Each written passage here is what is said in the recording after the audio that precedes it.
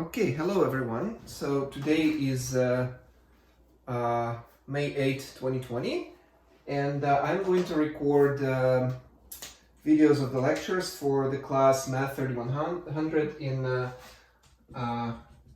UVA.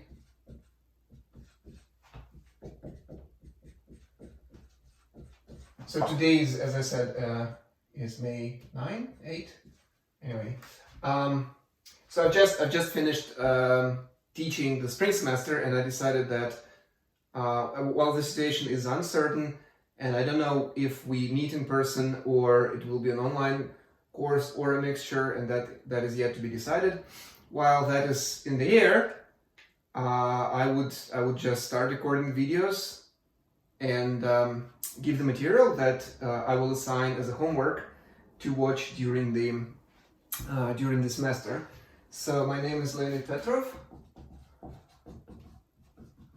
and I'm an associate professor at the University of Virginia. I study probability theory as my specialty, and I enjoy it really much. And I will, in these videos and in my teaching, you will get a lot from that, a lot of knowledge of basic probability, I hope. So the logistics of this class is that I don't know, but these video lectures will help me a lot this fall semester and in the future. So lectures will be available. I guess I will post them on YouTube. Even as I produce them, maybe they'll be watched by some other people outside. But it's not just the whole course. The whole course is just not consists of videos. The whole course will include the regular teaching, homework, quizzes, one midterm, one final exam, the usual things. So the book we are going to use is a new book by Anderson, Sepalainen, Valko from 2018, called Introduction to Probability.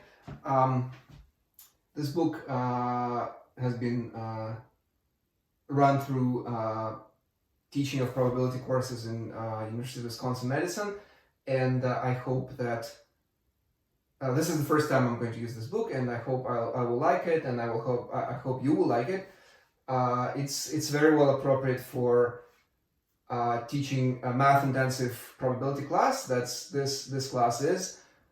Which has a Calc 2 as a prerequisite, so it assumes pretty solid math background, and it's really going to be an excellent source of not just theoretical material, not just nice exercises, but also some suggestions for further reading and exploration of more deep topics within probability theory. So these video lectures will be assigned as a homework, and then in class, in two sections I'm going to teach, whether online or in person. I very much hope in person.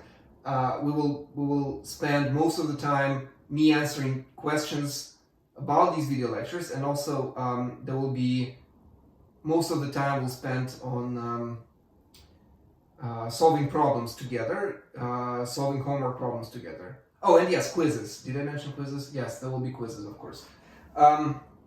Okay, so what is probability theory? So probability theory is a mathematical theoretical discipline that studies uncertainty and how from one types of uncertainty you can get around and build more models of uncertainty, more complicated models, and then you can study them and get certain understand certain emergent features which from uncertainty to certain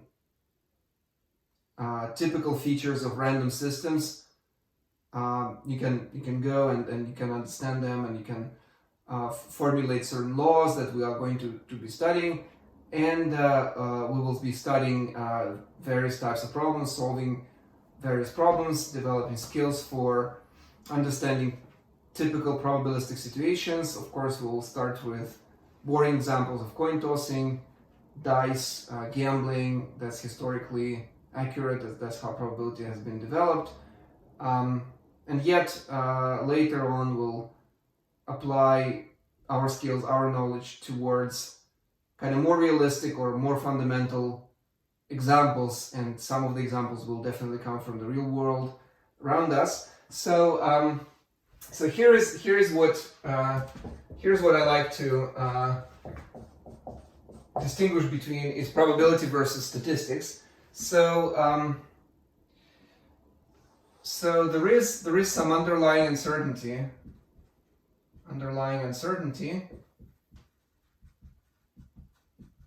which via certain experiments produces observations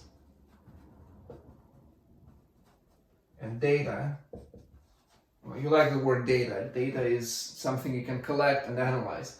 Okay, so probability theory assumes that we understand what's under the hood, and we start with precise description of the underlying uncertainty, and we use it to explain how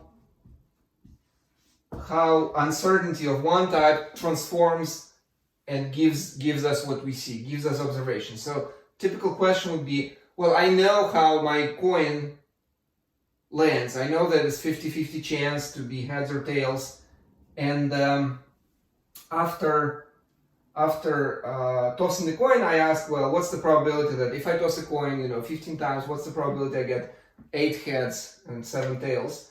So what's the probability to get a particular data? So probability theory assumes that we know this. So probability theory knows the uncertainty. Statistics, on the other hand, and that's what is not a part of the course. Statistics knows the data. Statistics assumes that the data is given to us, and then it tries to understand what underlying uncertainty came from. The data came from. So what is the underlying uncertainty that could explain the data the best? So for example, you know that you toss a coin 15 times, you know that you get 6 heads and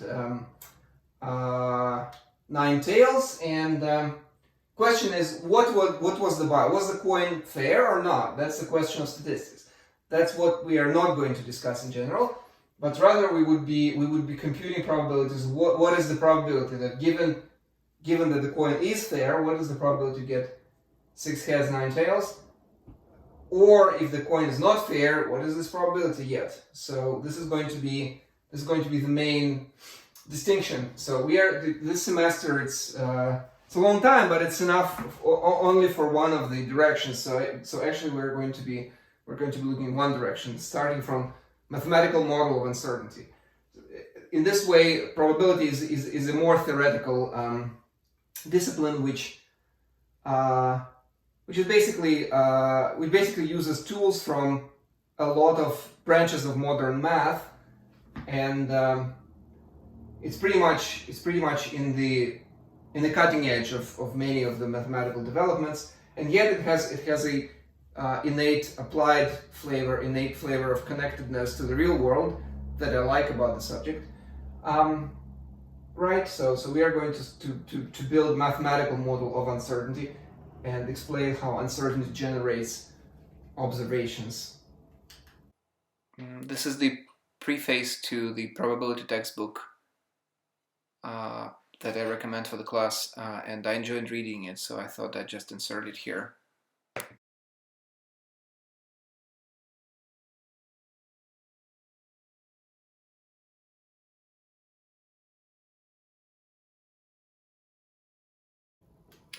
So the first thing we would like to understand and define is the concept of a sample space. Sample space is a sample space together with a probability. So sometimes we call it sample space, sometimes we call it probability space. Well, technically, sample space is just a space, and then probability space is a space together with probability function. But anyway, so we are going to define first what is this object sample space, and it's going to be mathematical model for an experiment.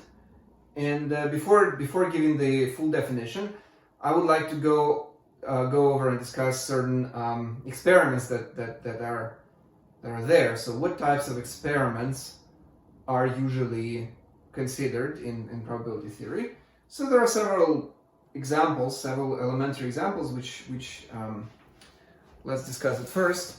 So so example number one is you toss a coin several times, like, I don't know, 3 times. 3 is too much. Let's start with 2 times. And then you would toss a single coin 2 times, and you would like to define what it means. You would like to describe completely what are the possible outcomes of this experiment. So, well, what can happen if you toss a coin? Well, then you say, well, all outcomes are well, you can either get heads in first toss, heads in the second toss, or you can do a heads first toss, tails in the second toss, or tails heads, or tails tails. So there are 4 outcomes, and the collection of all these outcomes, so it's a set of 4 elements, is called the sample space. And we usually use Greek letter capital omega to denote the sample space. So all possible outcomes are these things, and then we assign a probability function to these outcomes. So basically we describe relatively which outcomes are more likely than the others, and maybe which subsets of omega are more likely than the others. So if you toss a fair coin, so if you make this additional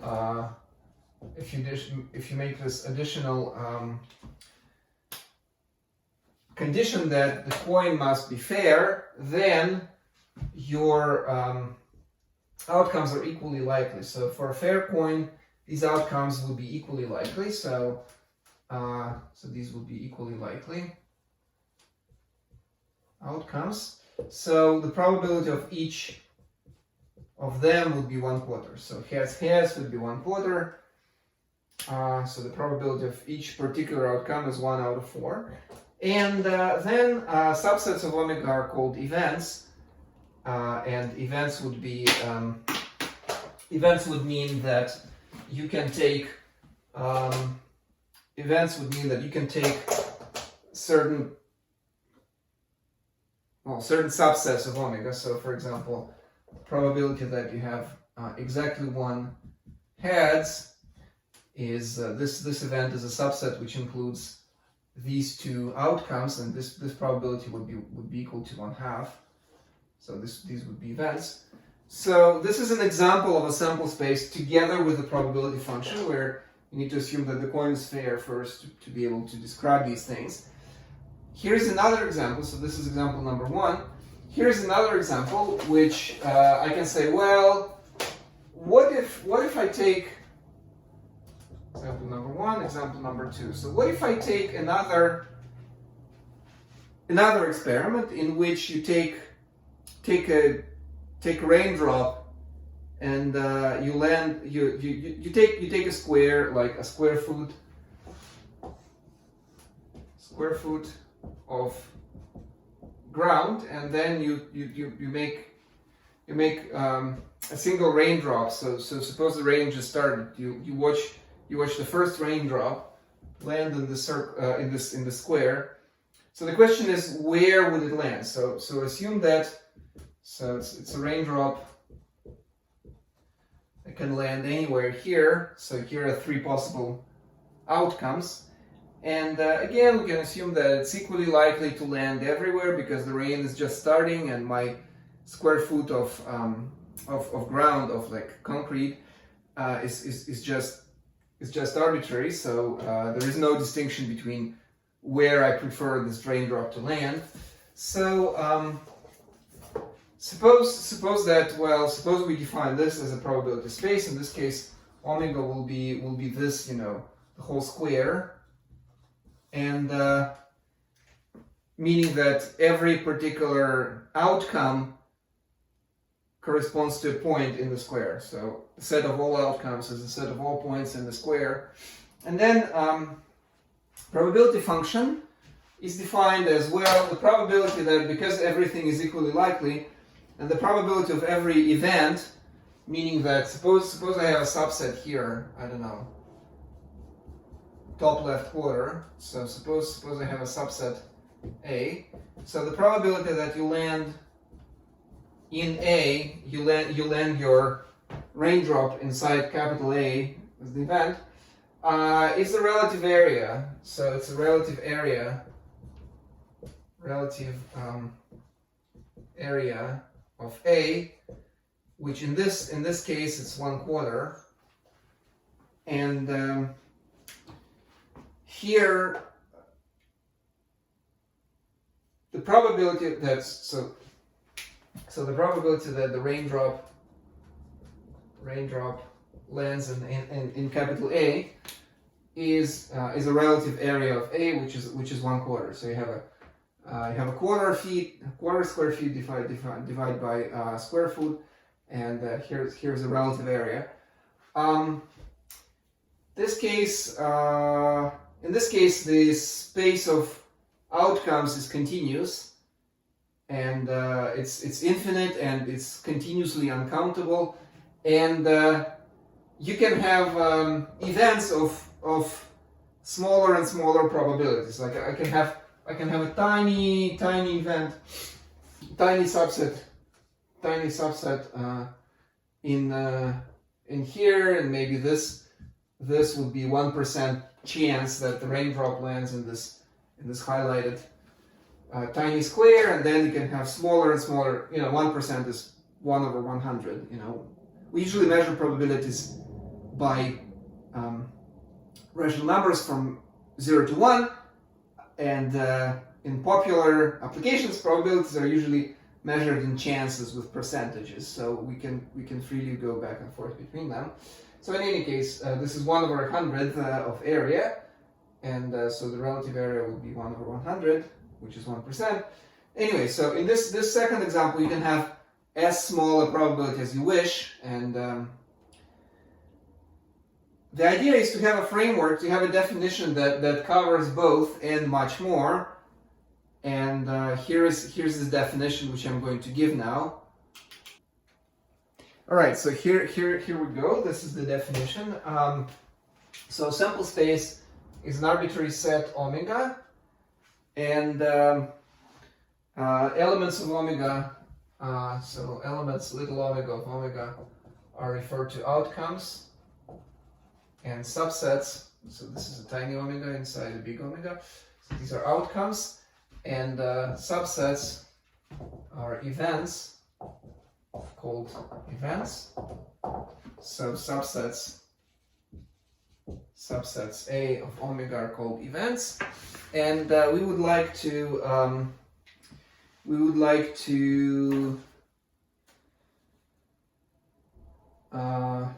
assign probability distribution. So instead of outcomes, sometimes they're called sample points.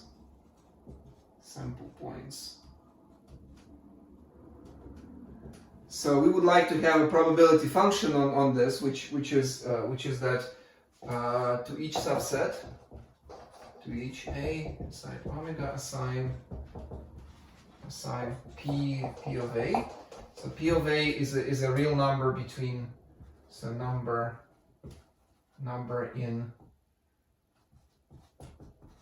segment 0, 1, such that certain properties hold. So there are a number of axioms, number of things you require the probability function P of A to satisfy, because you assign probability to every subset. So there should be, you cannot do it in an arbitrary way. There should be certain relations between how you do it for different subsets. So here are the following. Here are the axioms. So So the first axiom, as I said, is that probability belongs to 0, 1. The second is that the probability of the full space is 1, the probability of empty space is 0. And the third axiom is the so-called countable additivity. Countable additivity. So this is a minimal collection of axioms which imply everything else. So I'm going to list them and then comment on what this means. So countable additivity is that for all countable collections A1, A2, and so on of subsets, for all collections of subsets of omega, such that AI and AJ do not intersect each other unless I equal J, we have that the probability of the union, so it's a disjoint union from n equals 0 to infinity of AN is equal to the sum from n equal 1 to infinity is equal to the sum of probabilities. So for every countable collection of pairwise disjoint sets, you have that the probability of the union is equal to the sum of probabilities. So the union of the countable union of sets, countable union of events should also be an event.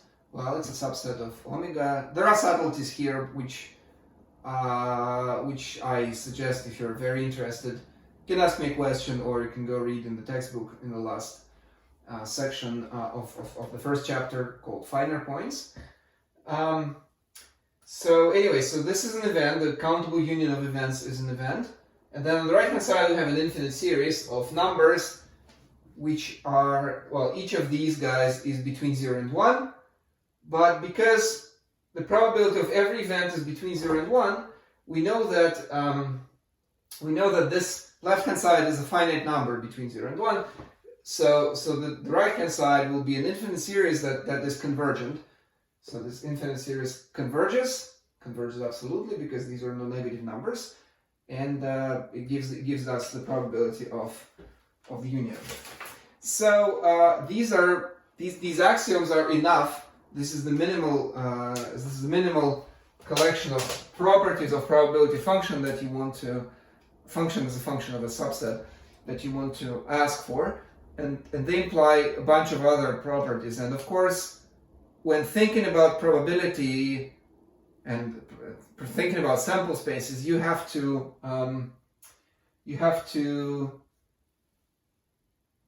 technically everything follows from these three, but there are other nice properties that you should also keep in mind while thinking about probabilities. So these axioms date back to essentially Kolmogorov so there was a Kolmogorov, there was a mathematician in Moscow, 1933, formulated these axioms and developed a mathematical foundation for probability theory based on real analysis measure theory that was developed about, starting from late 1890s and in the works of Lebesgue and others. And so I'm proud to have a direct line of mathematical advisors dating to Kolmogorov. So there is 3 people between me. So here's my great grandfather, academically speaking, which is kind of fun fact. Anyway, so from these axioms there is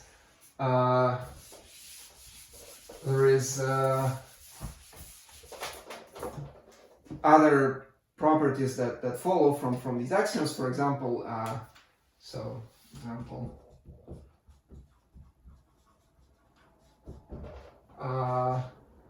so if you have a complement, so a complement is like all events, all outcomes not in A and then the probability of A complement is 1 minus probability of A. How to prove that? Well, here's a proof. So we know that omega is a union of A, union A complement, union empty, empty, countably many times, and then probability of omega is 1, probability of A is P of A, probability of A complement is P of A complement, which we don't know.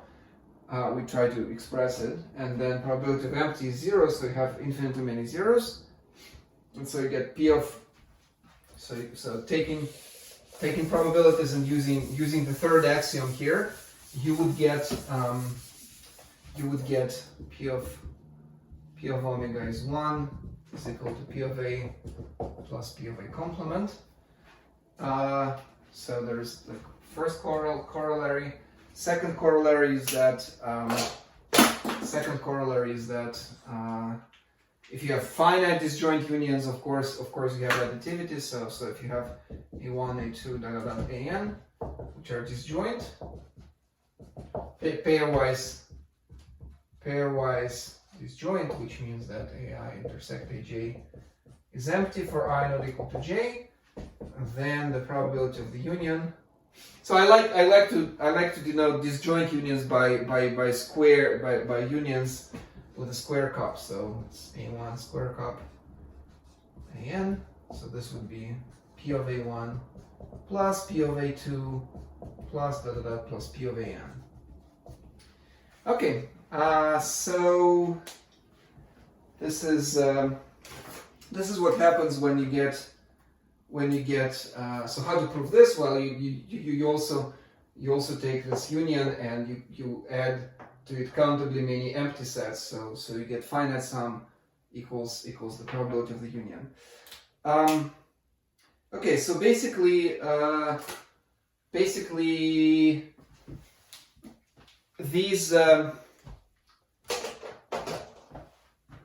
these definitions. So let's go back to our first two examples of coin tossing and raindrops, and formalize what would be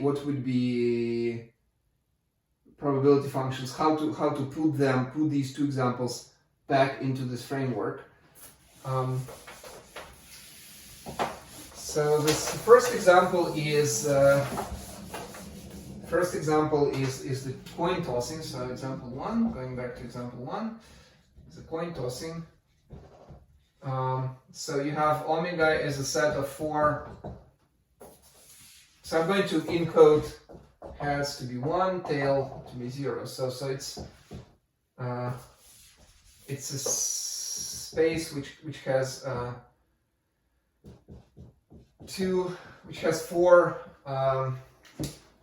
four elements, and each element is a sequence of two numbers. Each number is 0 or 1, and the probability of A, so probability of A is just number of elements in A divided by 4. So 4 is number of elements in omega. Number of elements in A is how many elements are in A. So for example, probability of A, probability that the second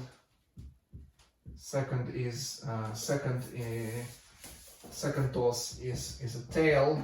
This probability is equal to, well, second toss is a tail, is this event, this outcome, this outcome. So you have two outcomes.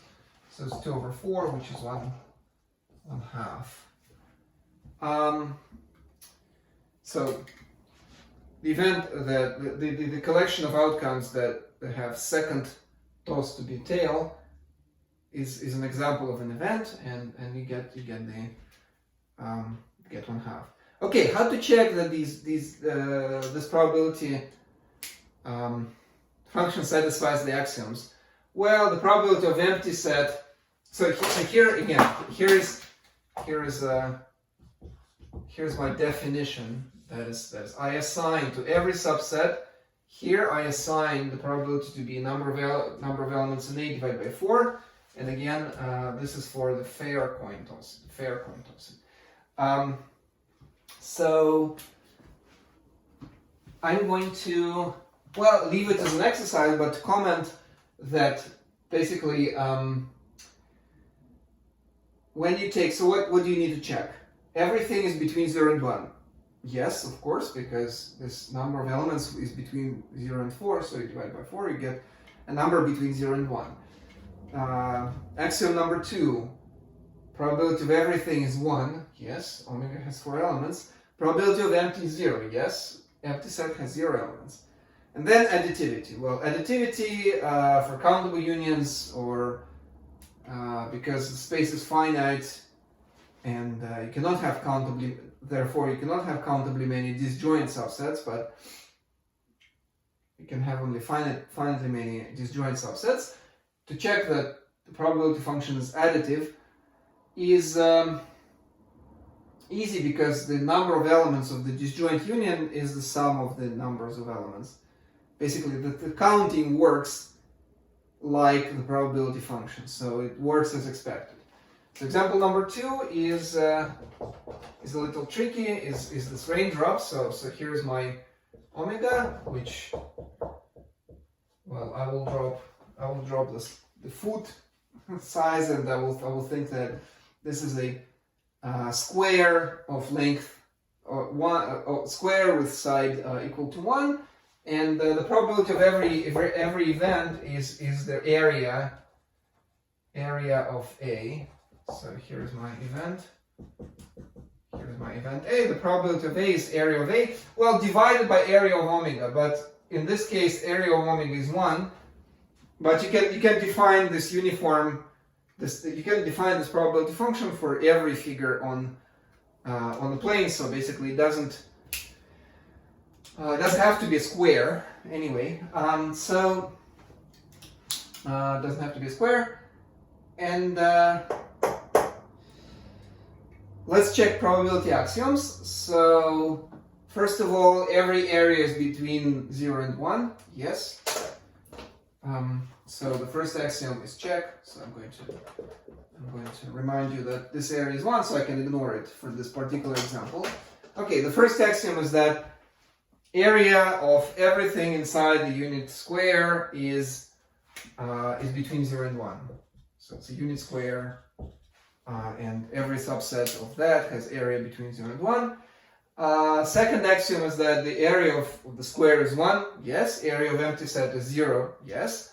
And then the third one is countable additivity. So countable additivity requires me to consider countably many disjoint sets, A1, A2, A3, A4, And the fact that this area, the relative area, is countably additive is kind of obviously looking, but in fact this, so the axiom number 3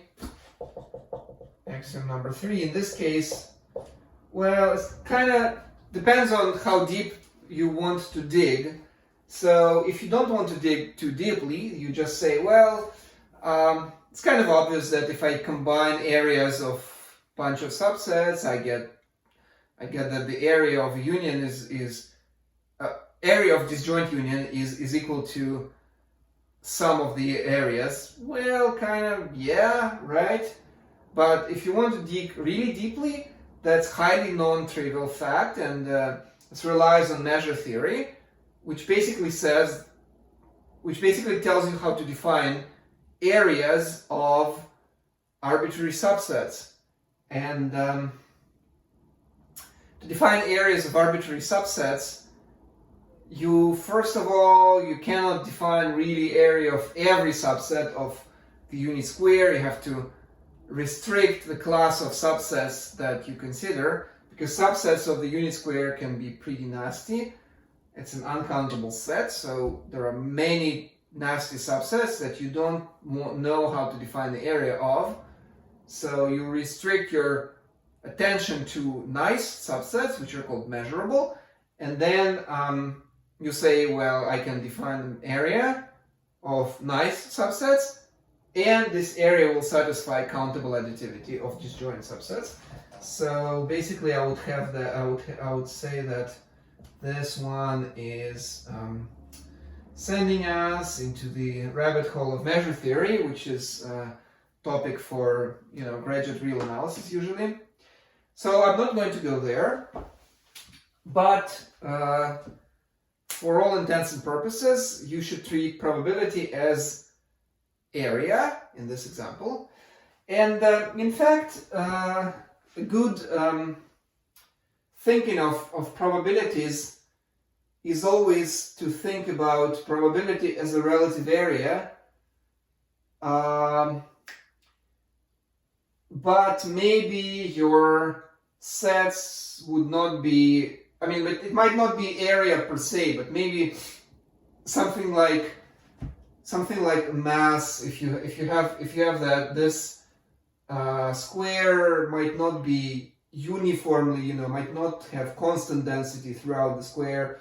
Maybe it might have variable density, and then you would say, well, probability is like mass of this piece. So it means that if I have a piece here and an equal in size piece there, they might not have the same probability. So axioms 1, 2, 3 basically tell you to think about probability as a relative measure, relative mass of your set in a picture like that. So it's very useful to think about events as in general as subsets of a big omega. So this is done by saying that, well, we can draw events abstractly. As Venn diagrams, and can draw events abstractly as Venn diagrams. So I'm going to draw my set omega like this. Maybe my event A would be like some subset, and then maybe my event B will be another subset like that, and then probability of A would be so axioms. So my point from the discussion in the previous, before I raised the board, so axioms 1, 2, 3 basically tell you that P of A is like a relative area of event A on a Venn diagram. So in particular, you can also draw intersections, unions of events. So here, this is going to be the highlighted part will be A intersect B, and then from Venn diagrams you can easily get the following identity, that probability of A union B is equal to P of A plus P of B minus P of intersection, because you counted the highlighted thing twice. So it's P of A plus P of B minus P of A intersect B. So let me go back to axioms and show you how to prove this using axioms. So I would so we get this identity from the picture, but we can also prove it using axioms.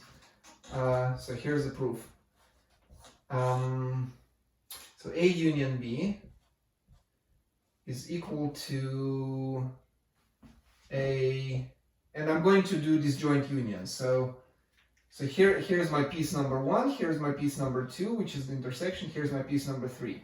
So piece number 1 is A intersect B complement, piece number 2 is A intersect B, piece number 3 is A complement intersect B. Well, if you think about this a little bit, you will see that piece number 3 is right. It's everything in B that's at the same time outside of A.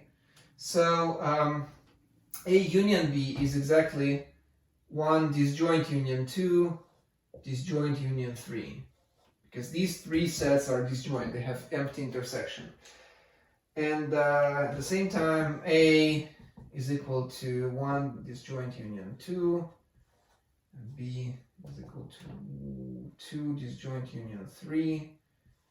So take probability of this, probability of this, probability of this, and you want to find probability of A union B is equal to P of 1 P plus P of 2 plus P of 3, but P of 2 is expressed.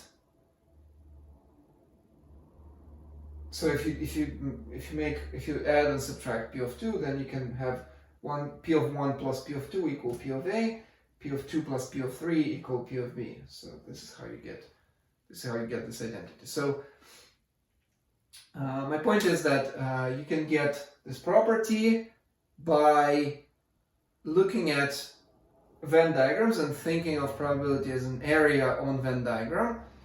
And you can also get the same identity rigorously proven using axioms. So proof goes like, we do this, we do this, we do this, and then plus a little algebra. With you take probability of everything and you get the result. So here the union is not disjoint. The union is generic. All right, so I'm going to follow up with a number of examples.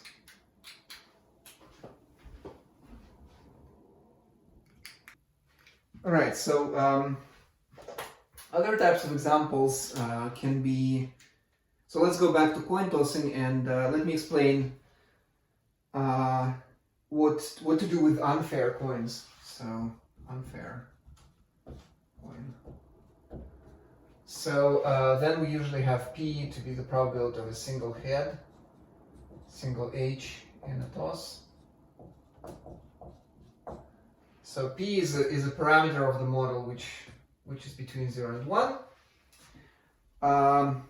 We might take some concrete examples like P equal to 2/3, which means that the chances of heads are more likely than chances of tails. Actually, the odds of heads is 2 to 1, right? It's 2 over 3 is the probability of heads. But usually we just, in math, we can treat P as a parameter.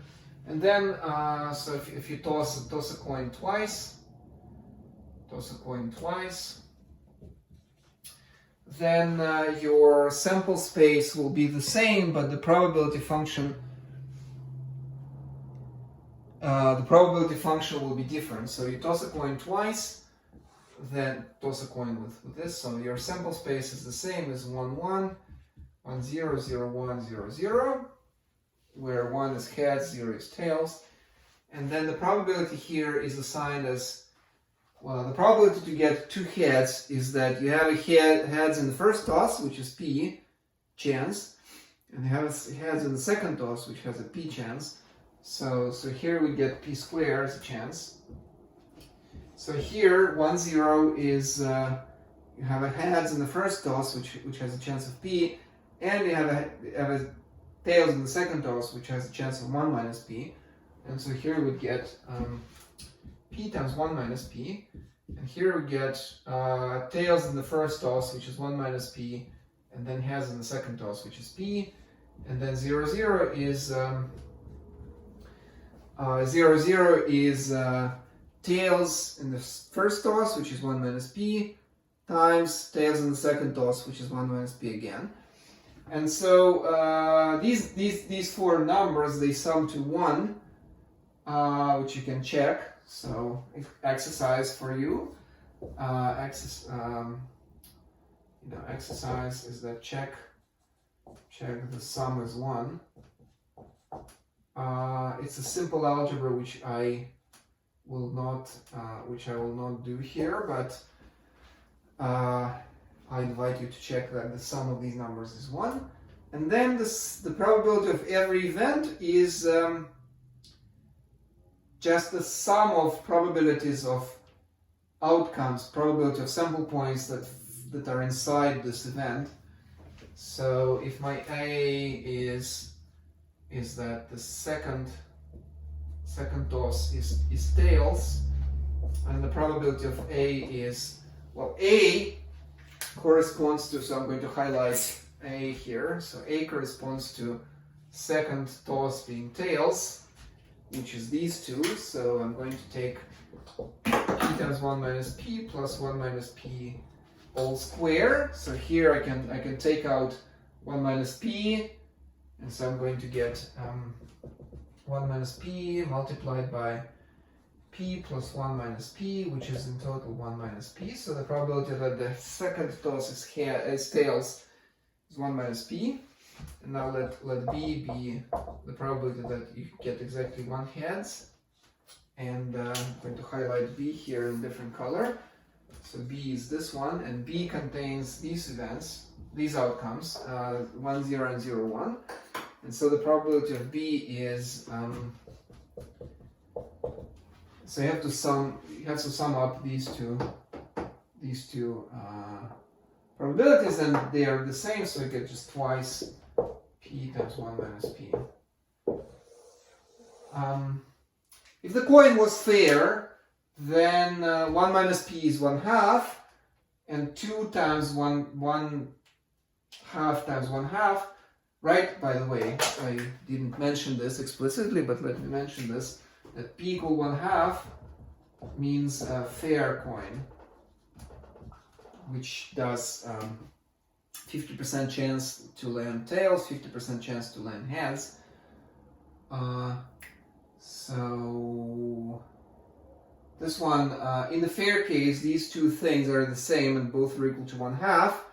In the unfair case, these are different things. So there are many more examples of different probability spaces. I've covered the basics of probability spaces. The next topic is going to be, the next section is about random sampling. So it is dealing with various ways to define and build probability experiments, and how to discuss. Well, it deals with a whole class of examples of equally likely outcomes, and it's very interesting. Many different problems are based on the models of random sampling. So that is going to come next.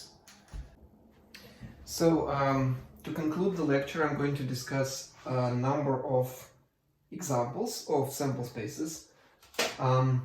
First of them is the product space. So if you have different experiments and then you repeat them one after the other, like first you toss a coin, then you toss another coin, then you maybe roll a die, a 6-sided die, then you do something else, then you do something else. Now, how to describe the whole sample space? Well, it's going to be direct product. So if you have omega 1 omega k sample spaces with probability functions, then you can have a product space which consists of sequences of w1 wk, where wj belongs to omega j, and then the probability of A is defined as inherited from the probability of all these individual pieces. Well, again, it's more complicated than in the finite case, but if these are finite, then you get that the probability of omega is just a product of probabilities. Like consider tossing two coins. So I mean a coin. So in the example, coin toss twice. So you take one coin, you toss it twice. So in this case, omega 1 is the set of two elements, heads and tails. Omega 2 is the set of two elements, heads and tails. And then omega is a product space, omega 1 cross omega 2, where elements of omega are sequences of length 2 of elements 0 and 1. So which is basically what we've been dealing with before. Okay, so the next section, the next piece is about random sampling. So I'm going to start this and then continue the next lecture. So the random sampling is dealing with, so there are three very general and yet very specific constructions of equally likely outcomes. So it's in section 1.2, random sampling. It's a way to assign equally likely outcomes. It's a way to describe a sample space with equally likely sample points, which means that, so equally likely outcomes refers to the fact that when you have a sample space that's finite and every outcome is equally likely, then probability of every omega is just 1 over number of elements in omega, or equivalently the probability of every event is the number of elements in A divided by the number of elements in omega.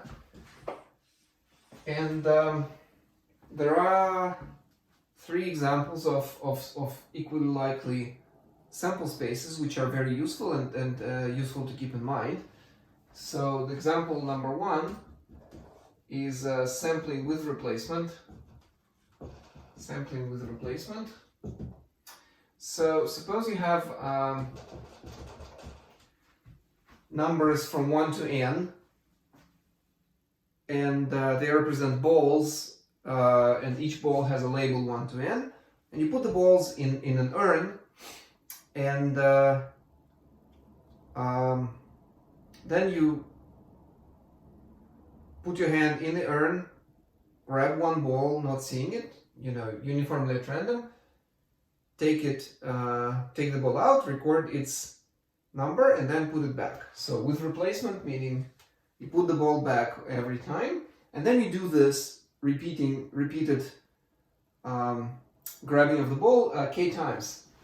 So these are balls, and you do k samples. And then the question is, what is the sample space? What is the probability of each elementary outcome? So the sample space in this case is going to be the product space. So you have 1 to n cross each other k times, which is a complicated notation, but basically it's a space of sequences where space of sequences of length k where order matters, and each sj can take value 1, 2, or n. And how many sequences like that? Well, what's the number of elements in the sample space?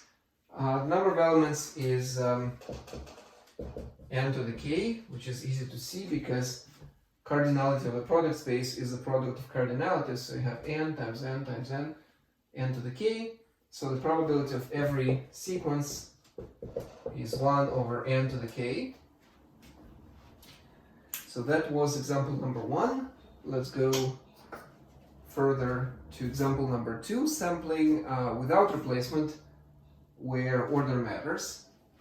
So again, here we have a sample space, and then every outcome is equally likely. Therefore, probability is going to be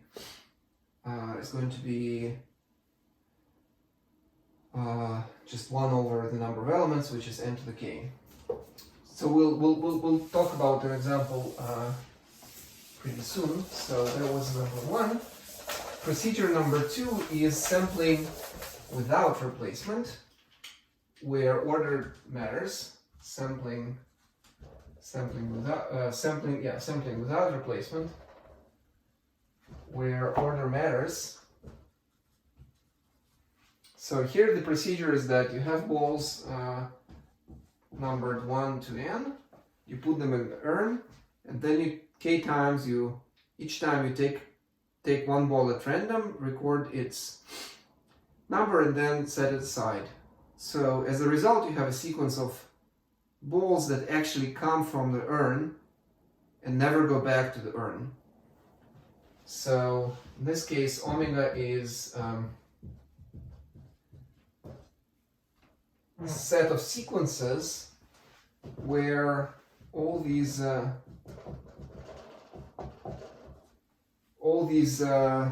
SIs are numbers from 1 to n, and there are k of them, and two numbers are not, like, there are no two equal numbers here. An example of that is that if you have a deck of cards, and then you take a deck of cards, you shuffle it, and then you take 3 top cards without replacement, but order matters. So let me highlight that, where order matters here. And so you take a deck of cards and you take 3 cards, then k equals 3, and then n equals 52, for example. And how many elements are here? So the number of elements is, how to count this? The idea is to take a sequential approach, and you look at how many possibilities are for the first choice. Well, there are no restrictions, so there's always n possibilities. And then given that you took something from the urn, but you don't know what did you take, but it doesn't matter what you take from the urn. On the next choice, on the next draw, you have n-1 choices. The number of choices is always the same, so it doesn't matter what you took in the first place, but in the second place you always have n-1 choices. So it means that I need to multiply by n-1, and I continue in a similar way. So there are k factors, and if you multiply k factors, then it's like n-0, n-1, n-2, n-k-1, n-k-1 in the parentheses, which amounts to k plus 1. So there are k brackets. So there is a notation that's used in the book, n sub k with parentheses. I might use it notation. So it's a following factorial, and an exercise shows that you can represent it by the ratio of factorials, n factorial over n minus k factorial. That's also a nice formula. So again, every elementary outcome has a probability. Well, has a probability 1 over that. So it has a probability 1 over n k. So this is when order matters. Now, sampling without replacement where order is irrelevant is the next. That is the next example, the third example. So this is, here you do the same thing. You take an urn with n balls, and then you take them one by one, k times, and you don't return this. You set the balls aside, and you don't care which order they come from. So if you took ball number 1 the first draw and ball number 2 in the second draw, it's the same as if you did 2-1. So 2 on the first one is 1 on the second draw. So it means that basically you are choosing, well, you're choosing it one by one, but it's this one by one, because order doesn't matter. You might as well just grab k balls at once, which means that the number value, the sample points, i.e. the elementary outcomes, are just subsets of 1 n of size k. So omega is this subsets of the n tuple of size k.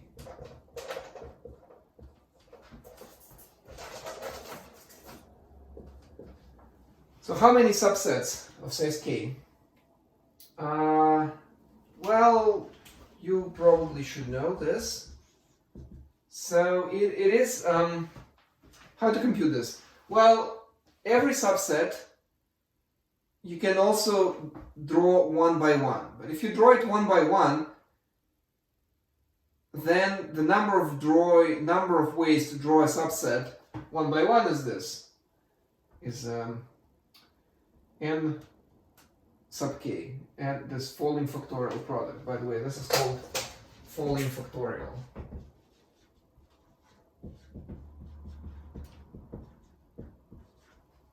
Okay, and then so falling factorial, and then when you take a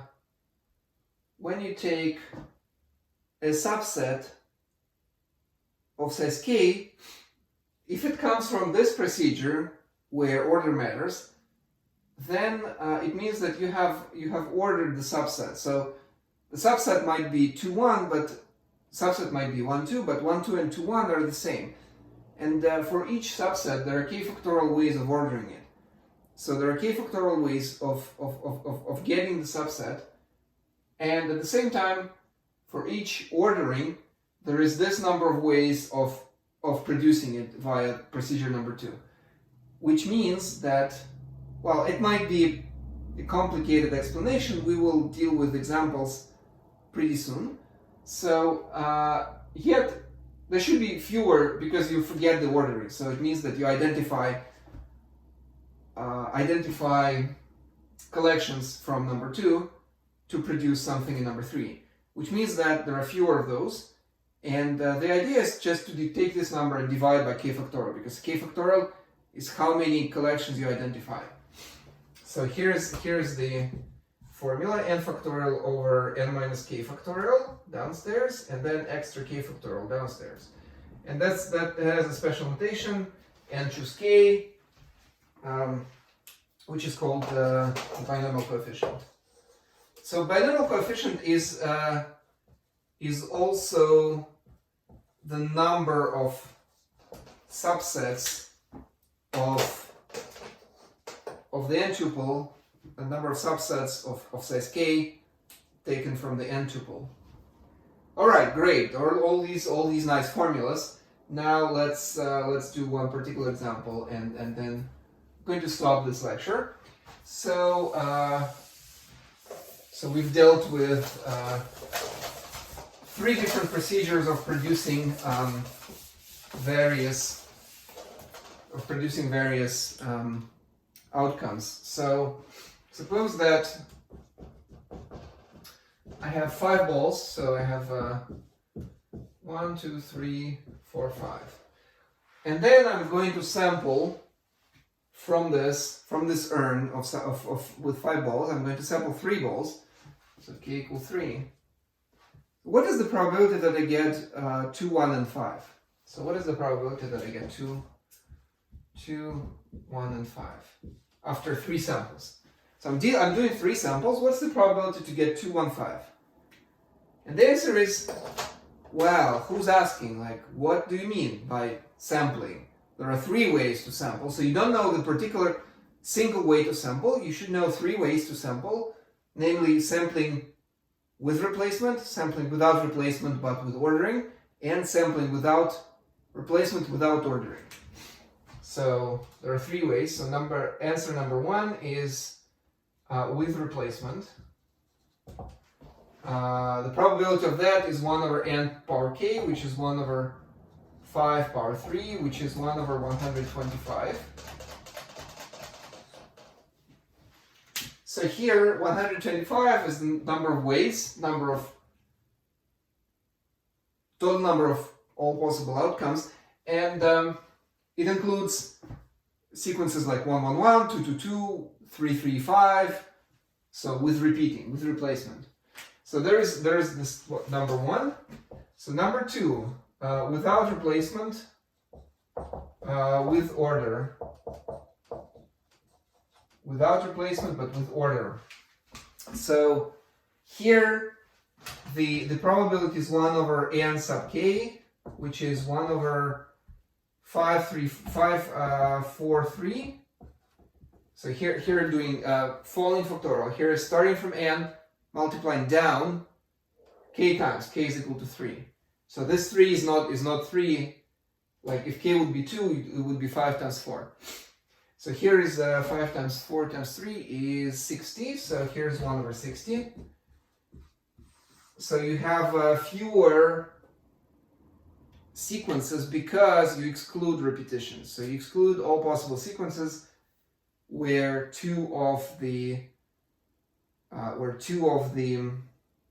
at least 2 or maybe 3 of the numbers repeat themselves. So the difference is 65, and 65 is the number of sequences where sequences from the 5 tuple of size 3 where you have at least one repetition. 65. Well, who knows? Well, who would have guessed? But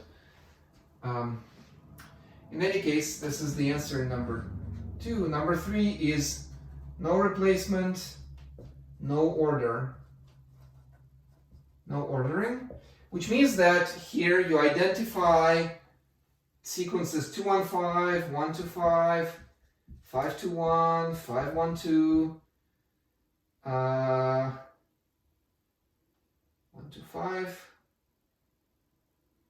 1, 5, 2, and 2, 5, 1. So there are 5 more. So 2, 1, 5 and 5 more.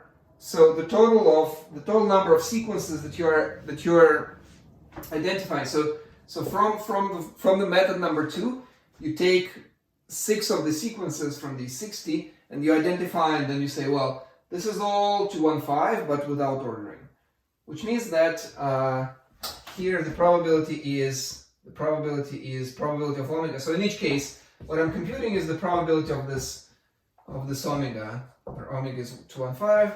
So here the probability of omega. Now omega is viewed as a subset, meaning it can be any permutation of these numbers. So here the probability of omega is 1 over n choose k, 5 choose 3, 5 choose 3. So it's going to be 1 over 5 factorial. Here upstairs I have 3 factorial times 2 factorial. So let's go the long way. So this is 6 times 2, and downstairs I have 120. So by division I have 1 over 10. Which of course, so 1 over 10 is 6 times greater than 1 over 60. And this factor of 6 is k factorial, which corresponds to identifying 6 of the subsets, calling them the same. Okay, so I'm going to stop here with the first lecture. Hope you liked it. Feel free to, so if you're viewing it at YouTube, feel free to ask questions or say something, or comment down below this video. Well, if you're taking my class, Math 3100, then you'll have plenty of time to ask questions. When you're taking it. All right. Bye.